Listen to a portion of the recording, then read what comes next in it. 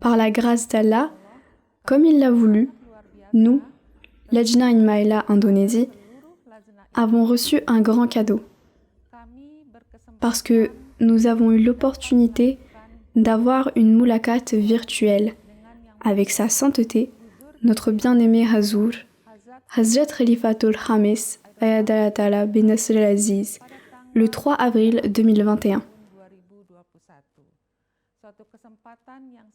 C'était une occasion joyeuse, car nous avons pu rencontrer notre père spirituel, Khalifa Waqt, et nous avons été en mesure de communiquer directement avec notre bien-aimé Hazur. Quand le directeur de production de la MTA a donné le signal que Hazur était prêt derrière la caméra pour nous rencontrer, c'était un moment extraordinaire.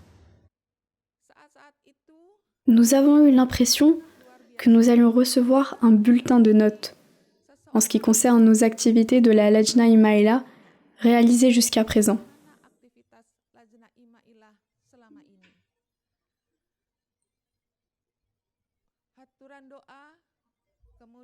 Nous avons prié et nous étions aussi heureuses qu'anxieuses pendant que nous attendions impatiemment Hazur pour qu'il nous salue à la caméra de l'autre côté. Dès que Hazur apparut sur l'écran, il nous salua en disant que la paix soit sur vous. Nous avons donc répondu que la paix soit sur vous également.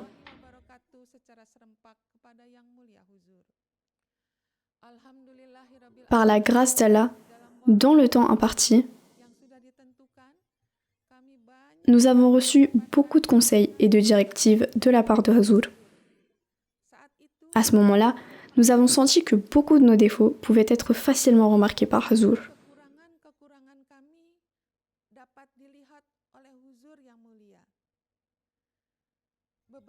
Certains des conseils de Hazur furent appréciés. Ces conseils en particulier en rapport avec les défis et les difficultés expérimentées par la Lajna Ismaila. Il y avait des histoires inspirantes, histoires liées à cette moulakat virtuelle. La première histoire inspirante est la suivante. Nous avons immédiatement donné toutes les instructions de Hazur à tous les membres. Nous avons toujours dit aux membres que tout ce que nous transmettons est un ordre de Hazur.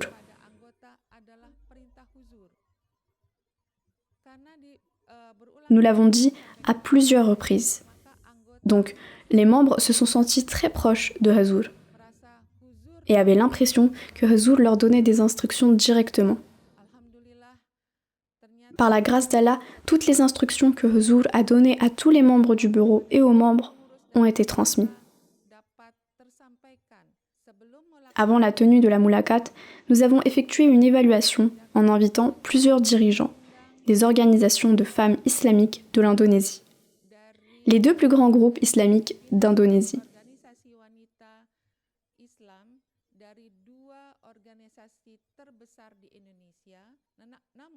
Cependant, nous avons fait face à de nombreux obstacles tout au long de la mise en œuvre du programme.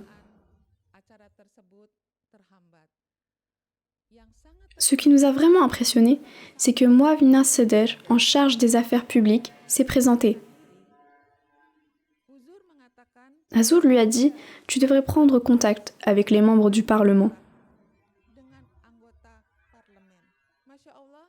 Par la grâce d'Allah, peu après la moulakat,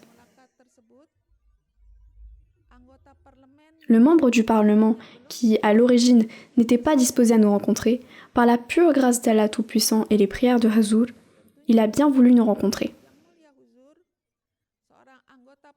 Il est le vice-président de la Nahdlatul Ulama, organisation islamique d'Indonésie.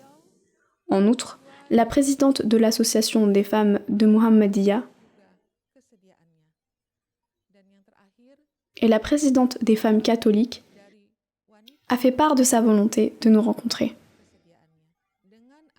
Avec les moulakats virtuels en cours réalisés par différents pays,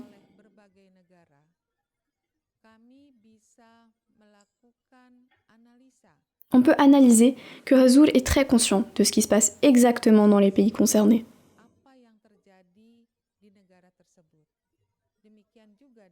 Y compris ce qui se passe avec la Lajnah Maila d'Indonésie. Parce que chaque fois que des moulakats virtuels sont organisés, les directives d'Hazur sont toujours différentes, adaptées aux conditions du pays. Cela montre l'étendue des connaissances de Hazur, et il fournit des informations en fonction de ce qui se passe dans les pays concernés. D'après ce que nous avons remarqué, Hazur semble savoir où sont les blocages dans nos veines. On avait l'impression que Hazur voyait à travers nos entrailles.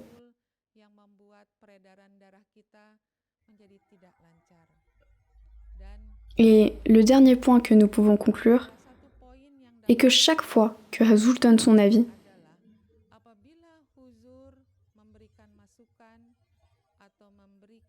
ou donne une évaluation des activités Lajna,